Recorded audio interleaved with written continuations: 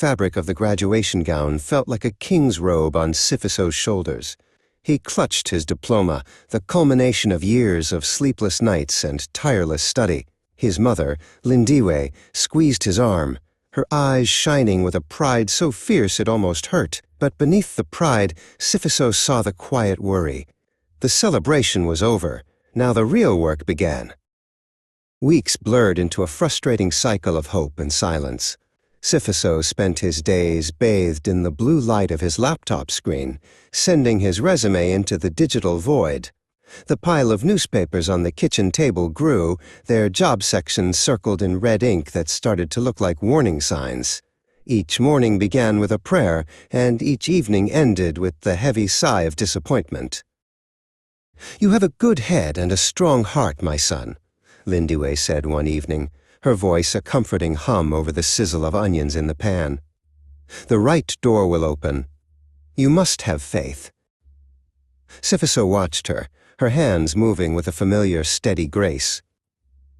Her belief in him was an anchor in the storm of his own doubt. Walking through the familiar streets of his township, Sifiso felt the rhythm of his community.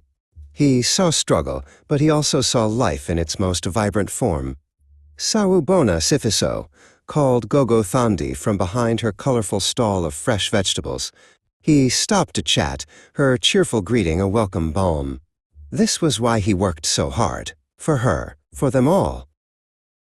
The rejection email arrived just after dawn. It was polite, professional, and soul-crushing. "While your qualifications are impressive," Sifiso read the words on his phone, the screen's glow harsh in the dim light of his room. He sank onto his bed, the weight of another no pressing down on him. A small hand touched his shoulder. It was his younger sister, Zola, her eyes wide with concern. She wordlessly handed him a piece of paper. It was a crayon drawing of a superhero with a big S on his chest, a hero who looked just like him. A small, genuine smile finally broke through Sifiso's gloom. An old flyer, tacked to the community center's bulletin board, caught his eye. It wasn't for a job, but for a program to help young entrepreneurs launch their own businesses. An idea, planted long ago in a university lecture hall, began to sprout. He stood there for a long time, the noise of the street fading away as a new possibility took root in his mind. That night, for the first time in weeks, Sifiso felt a surge of energy. He wasn't just looking for a door to open. He was going to build his own. He dug out his old university notebooks and began to sketch out a plan to use technology to connect the Gogo Thandis of his community to a wider world. "It's an app," he explained to his mother and Zola, his voice filled with a passion they hadn't heard in months. A way for our local sellers and artists to reach more customers, to grow their businesses.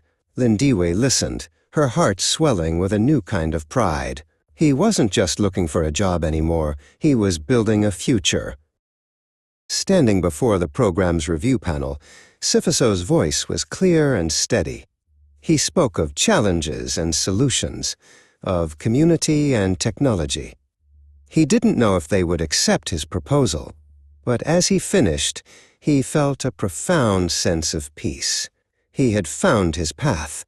It wasn't the one he had expected, but it was his own. And it was just the beginning.